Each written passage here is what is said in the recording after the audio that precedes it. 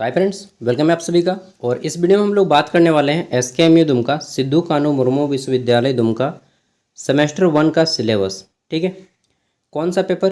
तो भैक पेपर।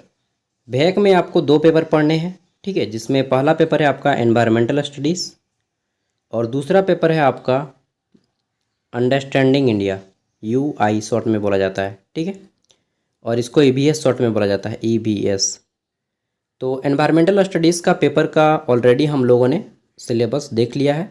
अब understanding India का देखेंगे। ठीक है, अंडरस्टैंडिंग इंडिया इसका मतलब क्या होता है? अंडरस्टैंडिंग मतलब समझना और इंडिया मतलब भारत, यानी कि भारत को आपको समझना है। ठीक है, और फुल मार्क्स कितने का होगा? तो यह एग्ज़ाम 50 मार्क्स का होगा। कितना नंबर? 50 नंबर। टाइमिंग कितना मिलेगा? तो देखिए यहाँ पे आपका सिलेबस है, टाइमिंग नहीं बताया गया ना, मैं ही बता देता हूँ। टाइमिंग आपको जो है 90 मिनट दिया जाएगा, 90 मिनट। ठीक है, और UI में भी आपको 90 मिनट दिया जाएगा और आपका EVS में भी 90 मिनट दिया जाएगा। ठीक है, 90 मिनट, दोनों 50-50 नंबर का एग्ज़ाम होगा। 50-50 नंबर का एग्ज़ाम होगा। दोनों में पास करने के लिए 20 नंबर चाहिए, इसमें भी 20, इसमें भी 20। ठीक है, और इसका सिलेबस हम लोगों ने देख लिया है। अब हम लोग इसका सिलेबस देखते हैं कि इसमें क्या क्या पढ़ना है। ठीक है, दोनों देखेंगे, हिंदी इंग्लिश। पहले हम लोग देखते हैं इंग्लिश में, उसके बाद हिंदी में चलेंगे। ओके दोस्तों, तो सबसे पहला जो हमें पढ़ना है अंडरस्टैंडिंग इंडिया में, वह पढ़ना है इंडियन फ्रीडम स्ट्रगल। ठीक है, इंडियन मतलब भारतीय, फ्रीडम मतलब स्वतंत्रता और स्ट्रगल मतलब संघर्ष, यानी कि भारत की स्वतंत्रता के लिए जो संघर्ष किया है उसको जानेंगे। फिर है हमारा policies of national development in India.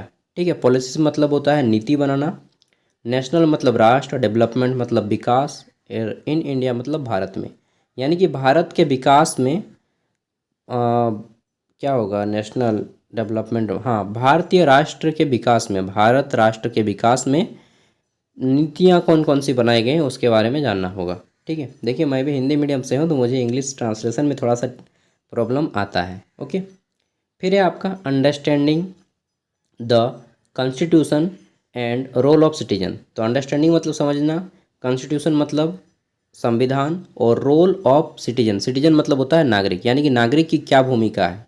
ठीक है, संविधान को समझने में नागरिक की क्या भूमिका है ये जानना है इसमें।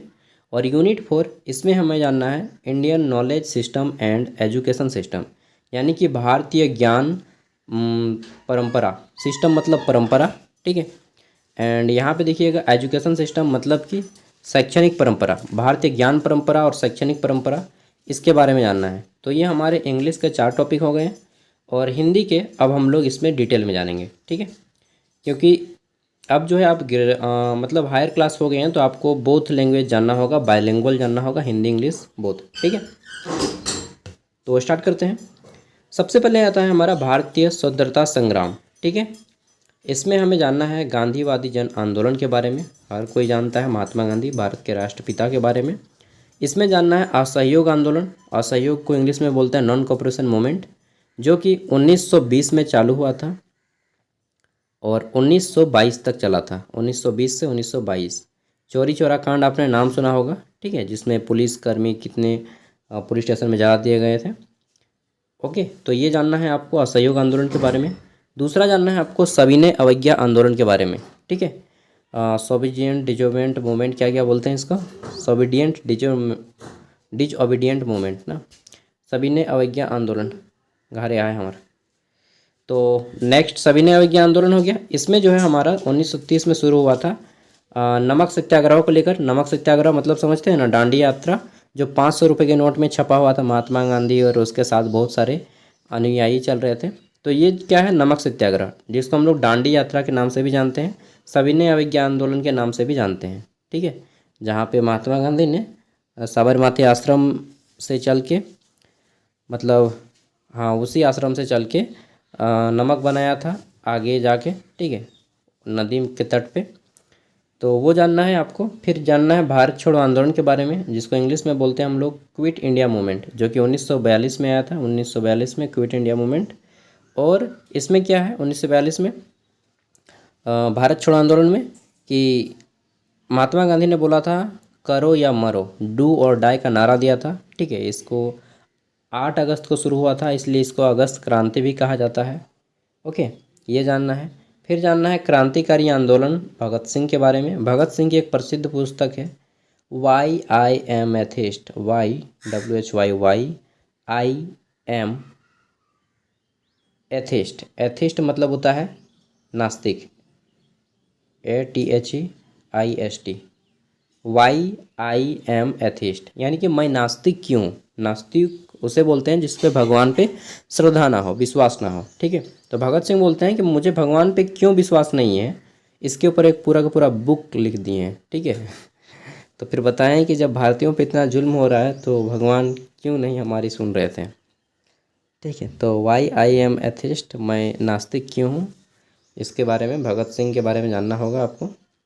फिर आपको जानना है INA मूवमेंट, नेताजी सुभाष चंद्र बोस के बारे में। ठीक है, INA है, यहाँ पे देखिए इना लिखा गया, इना मीना डी का, तो इना नहीं, इसका होगा INA। आई से इंडियन, एन से नेशनल, ए से आर्मी, इंडियन नेशनल आर्मी, जो कि 1944 में सुभाष चंद्र बोस ने इसकी स्थापना किए थे। ठीक है, और मुझे लगता है हर कोई जानते हैं इनके बारे में ना, नेताजी सुभाष चंद्र बोस।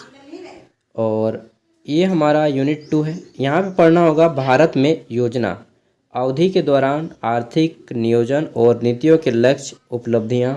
ठीक है, भारत में कौन कौन सी योजना चली, तो भारत में प्रथम पंचवर्षीय योजना आपको मालूम है, पहले 5 वर्ष के लिए एक योजना चलाई जाती थी जिसे 5 ईयर प्लान, और इंग्लिश में 5 ईयर प्लान और हिंदी में पंचवर्षीय योजना बोलते थे, जो कि 1951 से 56 प्रथम पंचवर्षीय योजना चली थी। ठीक है, इसके बारे में हम लोग डिटेल में बात करेंगे, अभी तो सिलेबस जान रहे हैं। सिलेबस क्या होता है ना कि हमें क्या पढ़ना है ये जानना है। ठीक है, तो पंचवर्षीय योजनाओं के बारे में पढ़ना है। इसके बाद पढ़ना है नई आर्थिक नीति के लक्ष्य। जो नई आर्थिक नीति आई, इंग्लिश में बोलते हैं न्यू एजुकेशन पॉलिसी गोल 1991। ठीक है, या न्यू इकोनॉमिक रिफॉर्म भी बोला जाता है इंग्लिश में इसको, 1991 में आया था। ठीक है, और उस समय वित्त मंत्री थे, क्या नाम है उनका, मनमोहन सिंह। ठीक है, जो बाद में प्रधानमंत्री बने। तो मनमोहन सिंह ने बहुत अच्छा काम किया था जब वो फाइनेंस मिनिस्टर थे इंडिया के। ठीक है, तो जिसमें से एक था नई आर्थिक नीति 1991, और इसमें एक रूल को अपनाया गया LPG। अब बोल पीजिएगा LPG मतलब क्या, LPG गैस नहीं रे भाई। L से लिबरलाइजेशन, P से प्राइवेटाइजेशन और G से ग्लोबलाइजेशन, यानी कि लिबरलाइजेशन, प्राइवेटाइजेशन और ग्लोबलाइजेशन, ये तीनों किया गया। LPG का मॉडल अपनाया गया भारत में। ठीक है, पूरे विश्व के बाज़ार को भारत के साथ मतलब लेन देन करने लगाया गया। ठीक है, LPG मॉडल 1991 में आया। नेक्स्ट है भारत में गरीबी उन्मूलन और रोजगार सृजन कार्यक्रम, ये 3 को पढ़ना है आपको इसमें। ठीक है, विकास में। अब आता है हमारा यूनिट 3, जिसमें आपको पढ़ना है संविधान और नागरिक की भूमिका को समझना। इसमें क्या क्या है, तो संविधान मूल, संप्रभुता, समाजवाद, धर्मनिरपेक्ष, लोकतंत्र, गणतंत्र, स्वतंत्रता, समानता, न्याय, बंधुत्व, मानव सम्मान, राष्ट्र की एकता और अखंडता, ये सारे जानने हैं परिभाषा। फिर जानना है आपको मौलिक अधिकार क्या है, मौलिक कर्तव्य क्या है, कितने मौलिक अधिकार हैं, कितने मौलिक कर्तव्य हैं। तो आपको मालूम होना चाहिए 6 गो मौलिक अधिकार है और 11 गो मौलिक कर्तव्य है। मौलिक कर्तव्य जिसको इंग्लिश में हम लोग फंडामेंटल ड्यूटीज़ बोलते हैं, और मौलिक अधिकार जिसको हम लोग इंग्लिश में फंडामेंटल राइट्स बोलते हैं। ठीक है, और यहाँ पे फिर हमारा दिया गया, अच्छा मौलिक अधिकार जो है ना, यह अमेरिका से लिया गया है, और मौलिक कर्तव्य रूस से लिया गया है। हमारे लोकतांत्रिक समाज को मजबूत और जीवंत बनाने में नागरिक की भूमिका, ये जानना है। और अंतिम जानना है भारतीय ज्ञान प्रणालियों और शिक्षा प्रणाली। इसमें क्या है, भारतीय ज्ञान प्रणाली, अवधारणा और अनुप्रयोग।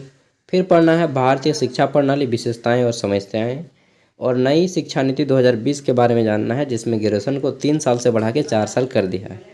तो इतना अगर आप पढ़ लीजिएगा मेरे दोस्त, तो आप पूरा का पूरा ये चैप्टर जो है रटपटा के चबा के खा जाएंगे। ठीक है, मतलब मैं इस फॉर्म में बोल रहा हूँ कि आप पूरा नॉलेज ले लीजिएगा। ठीक है, सो आई होप कि सब कुछ समझ गए होंगे। अब आपको क्या करना है, इसका PDF हम आपको वीडियो का डिस्क्रिप्शन में देंगे। फर्स्ट ऑफ ऑल मैंने बोला था ABS में जब आपको सिलेबस बता रहा था कि एक पेपर लेना है आपको 10 या 20 रुपया का, ज़्यादा मोटा नहीं लीजिएगा, क्योंकि ज़्यादा मोटा पेपर लीजिएगा तो फिर आप बना नहीं पाइएगा नोट्स। तो आपको 10 से 20 रुपया का एक कॉपी लेना है। ठीक है, और उसको सेमेस्टर 1 के लिए डेडिकेटेड कॉपी लिख दीजिए, सेमेस्टर 1 अपना सेशन का नाम लिख दीजिए फ्रंट पेज में, ठीक है। और उसमें सबसे पहले सिलेबस लिखिए, ठीक है। तो बैक पेपर का सबसे पहले लिखिए इसी तरह से एकदम जैसा जैसा लिखा है, SKMU Dumka semester 1 understanding India credit 2 और फुल मार्क्स 50। क्रेडिट मतलब समझते हैं, मैंने पिछले वीडियो में भी बताया था, इसमें भी बता देता हूँ। एक क्रेडिट जहाँ पे लिखा रहेगा उसका मतलब 25 नंबर, अगर 2 क्रेडिट लिखा रहेगा उसका मतलब 50 नंबर, ठीक है। 3 क्रेडिट रहेगा तो 75 नंबर। तो यहाँ पे 2 क्रेडिट लिखा है मतलब यह पेपर 50 नंबर का है, समझ गए ना। तो इस तरह से लिखना है, यहाँ पे इतना लिखिएगा कॉपी में।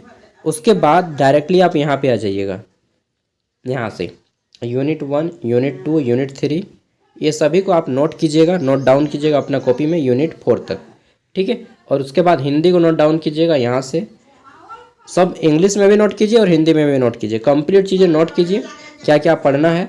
और फिर नेक्स्ट वीडियो में मैं आपको देखिए पहले अभी मैं सब सिलेबस कंप्लीट करवा दूंगा, उसके बाद इंपॉर्टेंट क्वेश्चन आंसर दिया दूंगा, ठीक है। और इन सभी के पिछले साल के जो प्रश्न उत्तर हैं वो हम अपने ज्ञान सागर चैनल पे, इसी चैनल पे ऑलरेडी अपलोड कर चुके हैं। अगर आप यूट्यूब में सर्च मारिएगा जैसे understanding India semester 1 SKMU Dumka का क्वेश्चन पेपर ज्ञान सागर, लास्ट में अगर आप जोड़ दीजिएगा चैनल का नाम तो वीडियो आ जाएगा जितना भी मैंने अपलोड किया है, ठीक है।